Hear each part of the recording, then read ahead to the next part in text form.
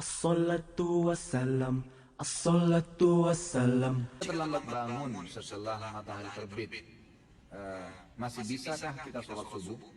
Bisa, tapi dengan syarat bukan disengaja, bukan sengaja ya. Dalam arti kata gini, memang antum tidur kebablasan bangun, atau sempat terbangun cuma kayak orang tidak sadar tidur lagi, memang tidak bisa menguasai diri, maka itu tetap sholat. Tapi kalau ada orang emang dasarnya sudah dengar azan subuh, nggak mau sholat, gitu ya. Memang dia nggak mau sholat, ditunda, bukan ditunda, memang dia tidak mau sholat. Mungkin setelah terbit matahari di kantornya terus kemudian teman-temannya pada cerita semalam ada pengajian begini, sudah sadar, oh iya berarti harus sholat ya.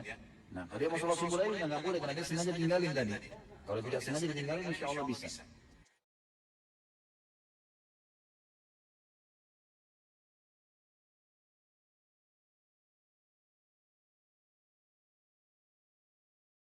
Assalamualaikum warahmatullahi wabarakatuh. Nahmaduhu wa nusallimu wa nusallim ala rasulihil karim wa ala alihi wa sahbihi ajma'in, amma ba'd.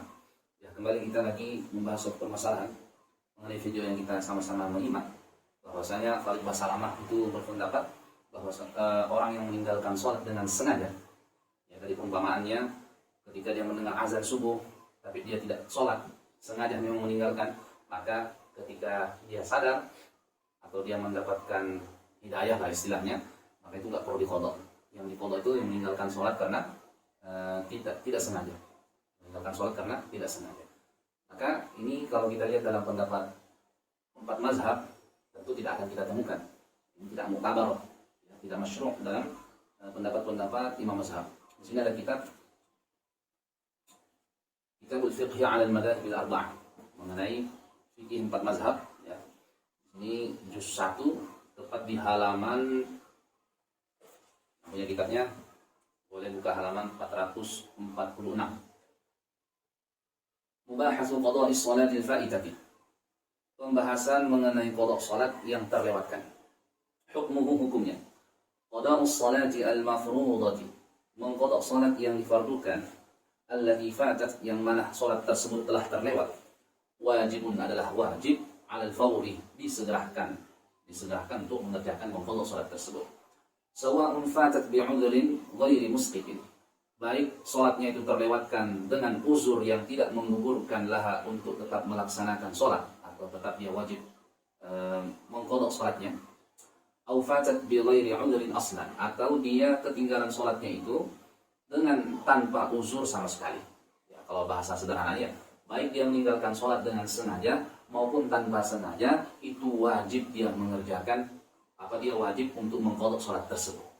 Bittifaqi thalathatin minal a'immati, ini kesepakatan daripada 3 a'immah.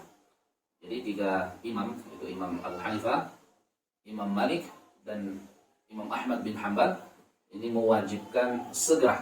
Yang dibahas di sini adalah alal faur, itu segera dilaksanakan, baik dia ada uzur tanpa uzur, tertinggal salat tersebut, itu mengqadhanya harus segera menurut 3 pendapat imam mazhab. Adapun Imam Asy-Syafi'i, itu beliau punya pendapat bahwasanya ditafsir, kalau dia ketinggalan sholat, tidak mengerjakan sholat itu karena ada uzur, maka tidak wajib faur, tidak wajib segera. Tapi kalau dia meninggalkan sholatnya karena ada uzur, ya, ada uzurnya, maka kalau dia meninggalkan sholatnya tanpa ada uzur, maka dia wajib menyegerakan sholatnya. Jadi Imam Syafi'i, ada uzur itu tidak wajib untuk faur, tidak ada uzur wajib faur, ya, menyegerakan sholat. Kemudian wala yajuzu ta'khirul qada'i, dan tidak boleh mengakhirkan, menunda-nunda mengqadha salat illa li'udhrin, kecuali ada uzurnya. Kasai, seperti pergi li tahsil rezeki, untuk mencari rezeki, atau wa tahsil ilmi wajib alaihi, atau mencari ilmu yang wajib bagi dia. Wujuban ainiyan, ini wajib ainiyan. Dari kerja di pabrik, dari kerja di kantor, tentu tidak usah mengqadha salat. Nanti setelah dari pabrik, dari kantor, baru mengqadha salat. Atau lagi di pondok pesantren, ini juga tidak perlu mengqadha salat ketika program-program masuk kelas, ya, program-program yang diprogram oleh ustaz-ustaz di pesantren, ya, tidak perlu kita mengqadha salat. Nanti setelah dari dari kelas, sudah keluar dari kelas, tidak ada program, baru kita baru kita mengqadha salat kita. Seperti itu. Kemudian usulnya lagi, wakal akli, makan, wan naumi, tidur. Ya, tentu ini kalau dimakan lagi tidur, enggak usah kita salat, mengqadha salat. Wala yartafi'u, pembahasan selanjutnya, wala yartafi'u, dan tidak akan hilang al-itsmu, dosa meninggalkan sholat, bimujarradil qada'i, hanya dengan mengqada saja. Bal la budda minat taubati, tapi juga wajib bertaubat. Di samping kita mengqada salat, wajib juga bertaubat, menyesali, beristighfar kepada Allah. Kama la tartafi'u as-salatu, sebagaimana tidak akan hilang daripada kewajiban mengqada salat bitaubati, hanya dengan hanya dengan bertaubat saja.